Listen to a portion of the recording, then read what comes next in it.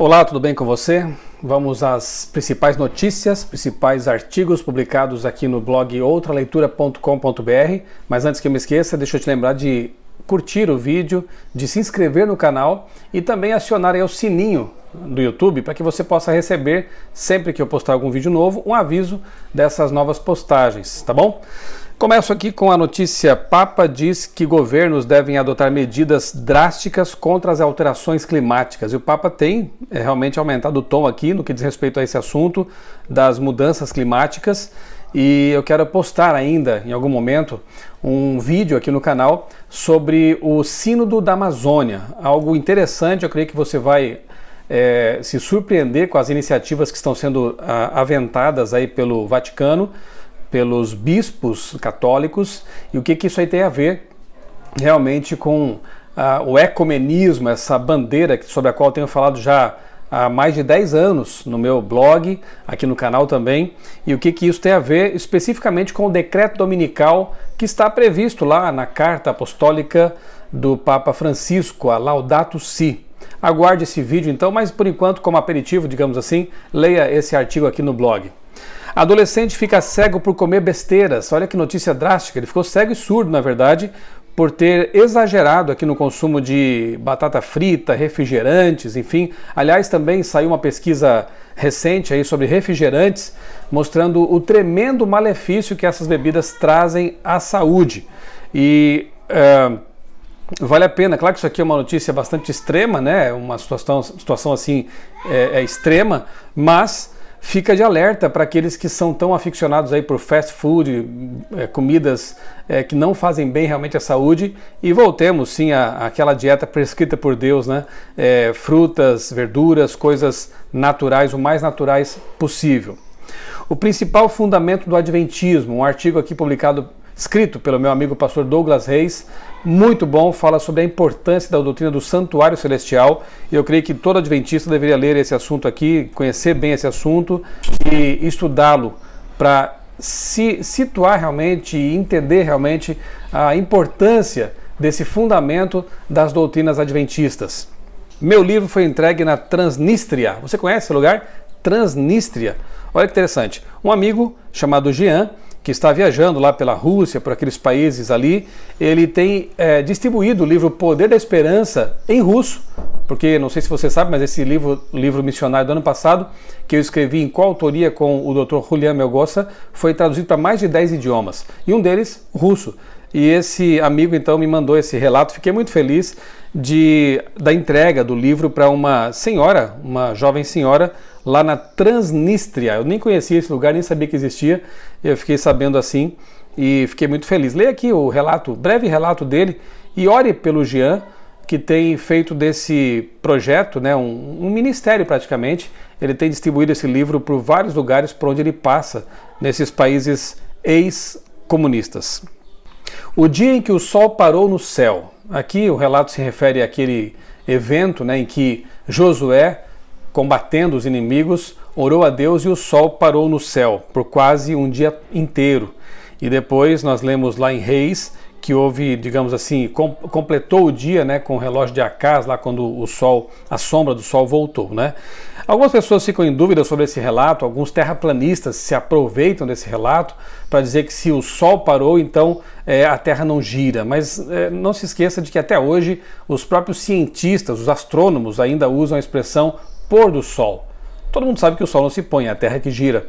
E aqui nós temos a análise, né, por parte de dois estudiosos do assunto, né, estudiosos do criacionismo. Um deles é o Marcos Natal, que é doutor em geologia, presidente da Sociedade Criacionista Brasileira, e o outro, o astrofísico Eduardo Lutz. Ambos fazem aqui comentários a respeito desse evento bíblico em que, da ótica do observador aqui na Terra, o sol parou no céu.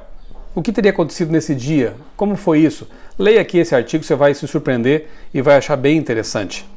A oferta de Caim, a falsa adoração e a autojustificação. Por que Deus rejeitou a oferta de Caim, lá em Gênesis capítulo 4, e se agradou da oferta de Abel? E o que esse triste relato nos ensina a respeito da verdadeira adoração e daquilo que Deus realmente aceita da parte dos adoradores? Vale a pena a leitura e uma profunda reflexão a respeito desse assunto aqui. Um outro post aqui muito triste que eu divulguei essa semana no meu blog: suicidar-se vira solução para sair da crise na Venezuela. É triste ver que muitas pessoas lá na Venezuela, naquela situação de penúria em que o país está passando, pela qual está passando, pessoas têm considerado o suicídio uma solução para o sofrimento. É muito triste. Eu peço aqui, eu apelo para que você continue orando pela Venezuela, pelo povo venezuelano, para que haja alguma solução para aquela crise, né? E aí eu fiz uma reflexão aqui de uma matéria que foi publicada há tempos atrás no site do jornal O Globo, em que, na verdade, se trata de uma verdadeira ironia, né? Eles falam aqui que estudo publicado no British Medical Journal mostra que casos de incidência e morte por diabetes tipo 2 e doenças cardíacas tiveram declínio na população cubana durante e logo após a grave crise econômica em que o país se viu mergulhado depois do desmembramento de sua parceria com a União Soviética. Olha que coisa mais... Bom, é lógico que o povo se livrou de alguns problemas, como a obesidade, por exemplo, né? Eu também tenho certeza que os venezuelanos também estão se livrando da obesidade, mas a que custo? A que preço, né? O preço da vida, da desnutrição, da perda da saúde, na verdade. Então acho que é uma brincadeira de mau gosto até isso aqui, né? Oremos pelo povo da Venezuela, para que realmente Deus ajude aquelas pessoas a sair dessa situação triste em que o país está mergulhado. Postei aqui no meu blog, outraleitura.com.br, também nessa semana, um texto da minha querida esposa, Débora, Janela para o Céu.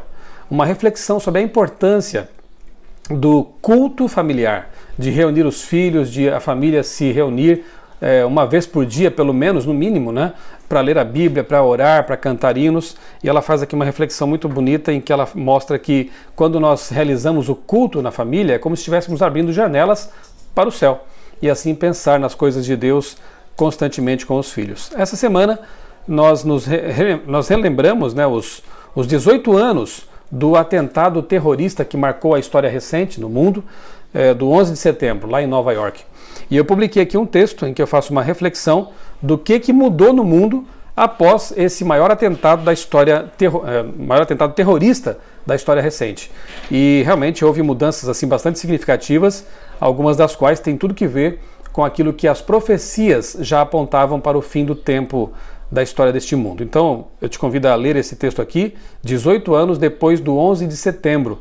E eu linkei aqui no fim do texto uma série de vídeos que eu havia feito quando recordamos os 10 anos do atentado. Então, 8 anos atrás, eu fiz uma série, uma palestra, que foi divulgada ali no meu canal em série, em partes, né?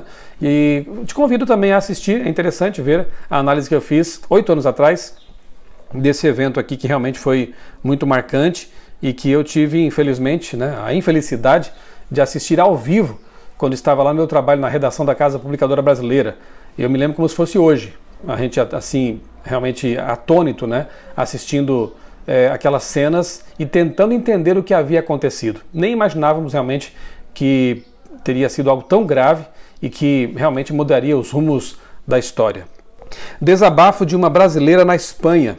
Republiquei aqui o testemunho de uma adventista que mora na Espanha, estuda lá e que constata, infelizmente, na prática, né, com ela mesma, a forma como as brasileiras têm sido vistas lá no exterior, e serve aqui de reflexão também para mostrar que, infelizmente, nós mesmos às vezes somos culpados por apresentar um Brasil que nem sempre assim condiz com a realidade geral, né?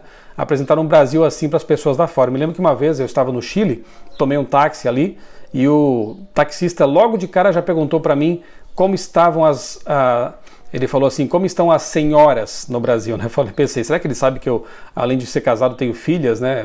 Ingenuamente pensei assim, mas na verdade ele se referia, como dizia ele, às senhoras que sambam, ou seja, as sambistas, né, do Rio de Janeiro, enfim, de outros estados também.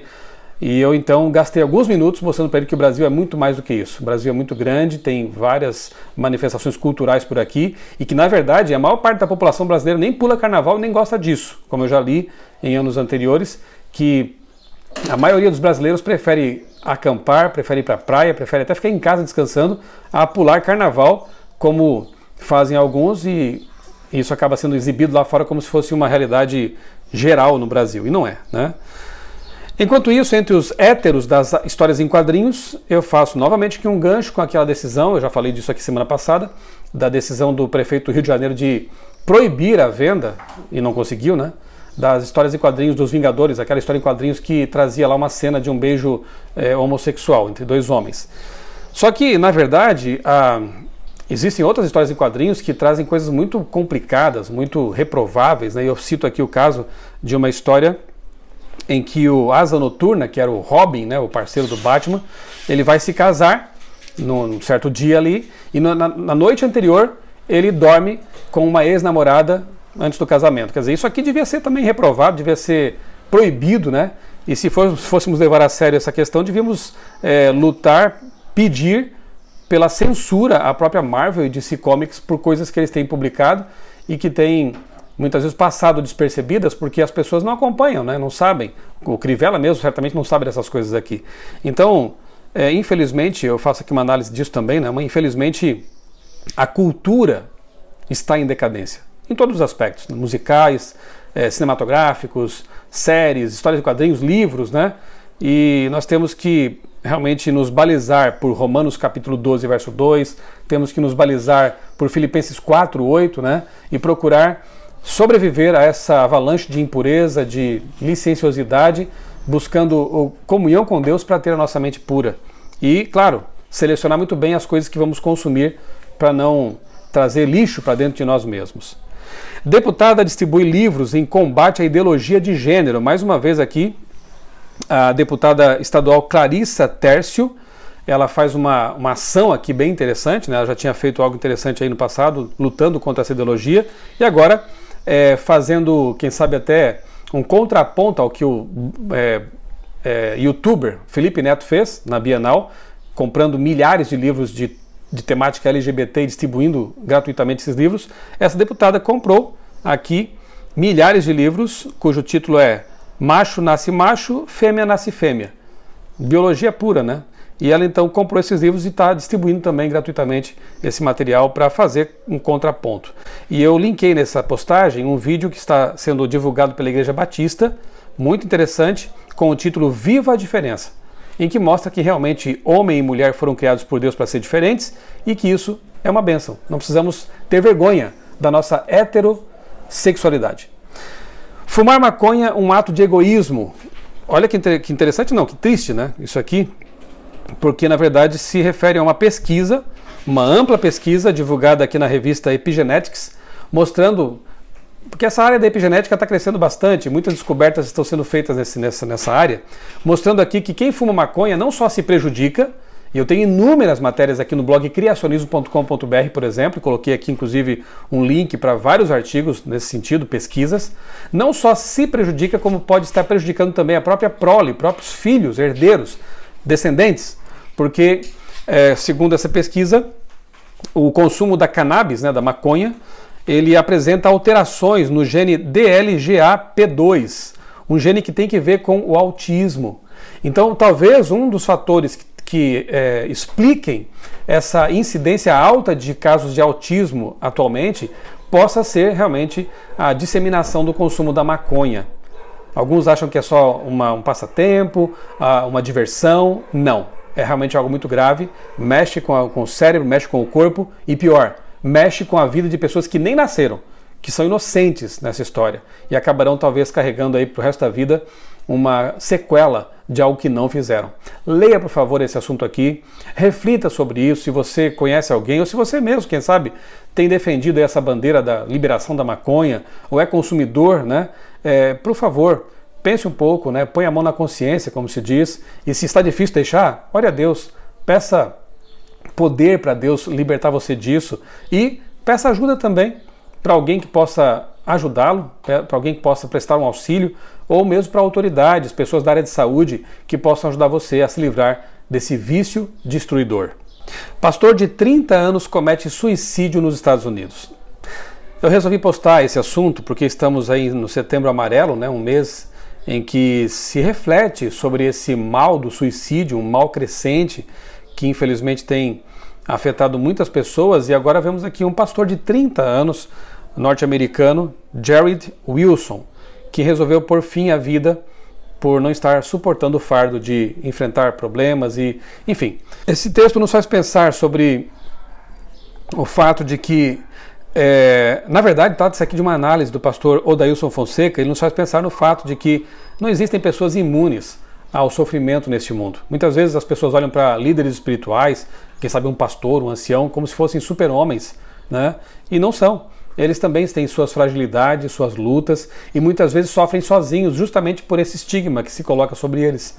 Precisam também de ajuda, precisam de um braço, de um ombro amigo, de orações também, para que possam levar seu fardo. Vamos aproveitar esse mês do Setembro Amarelo também para refletir um pouco mais sobre esse assunto, né? No meu livro O Poder da Esperança, esse que foi o livro missionário do ano passado, o Dr. Julian Melgost e eu tratamos também numa parte do livro sobre essa questão do suicídio. É preciso falar sobre isso, é preciso refletir sobre isso e é preciso mostrar às pessoas que existe sim luz no fim do túnel. É preciso mostrar às pessoas que existe esperança e que elas podem contar com a ajuda de pessoas, de Deus acima de tudo, para enfrentar suas lutas. E finalmente postei aqui ontem duas matérias numa só, aglutinei numa só, para Ravi Zacarias e William Lane Craig. Igrejas precisam de mensagem sólida e menos emocionalismo. São dois grandes apologetas cristãos que eu admiro muito. Tenho aqui na minha biblioteca vários livros de William Craig e Ravi Zacarias. Ravi Zacarias, um ex-ateu, filósofo indiano que se tornou um cristão, grande defensor da fé cristã, usando a racionalidade. E William Craig, doutor em teologia e filosofia, um dos grandes defensores também apologetas, né, defensores da fé cristã e especialmente da ressurreição de Cristo, que foi tema, o assunto de sua tese doutoral. Bem, ambos falam aqui da importância de se pregar um evangelho racional e sólido, fundado nas Escrituras, e denunciam aqui o que eles dizem ser uma religião emocionalista. William Craig, inclusive, fala do Brasil. Diz que as igrejas no Brasil têm, infelizmente, enveredado por esse caminho, né, do evangelho da prosperidade e também do emocionalismo. E muitas pessoas hoje já não têm aquele lastro, aquela corrente, aquela âncora segura para sustentar a sua fé. E muitas vezes, por causa disso, acabam naufragando quando os problemas vêm. Leia, por favor, essa postagem aqui, reflita nisso. Se você é um líder espiritual, um líder religioso, você precisa ler e pensar sobre isso. Nossos jovens, nossas igrejas não precisam de papinha espiritual, precisam de alimento sólido. E esse alimento vem do estudo da palavra de Deus. É disso que nós precisamos. Claro que não devemos dispensar e desprezar o aspecto emocional do ser humano. Precisamos trabalhar as duas coisas, né? A racionalidade e também o aspecto emocional. Mas não podemos deixar que uma ou outra dessas coisas se sobreponha e acabe dominando, né, o cenário das igrejas que nós talvez dirijamos, né, lideramos e das quais fazemos parte. Que Deus nos ajude a ter solidez doutrinária, solidez na palavra de Deus, para que possamos realmente apresentar ao mundo um cristianismo verdadeiro. Essas então são as notícias que eu publiquei nessa última semana aqui no blog outraleitura.com.br. Espero que você tenha apreciado o resuminho que eu fiz delas aqui e que isso tenha motivado você a ir até o blog e ler por si mesmo esses textos e fazer as suas reflexões, tá bem? Um grande abraço para você e que você tenha uma semana muito abençoada ao lado do nosso Deus, do nosso Senhor Jesus Cristo.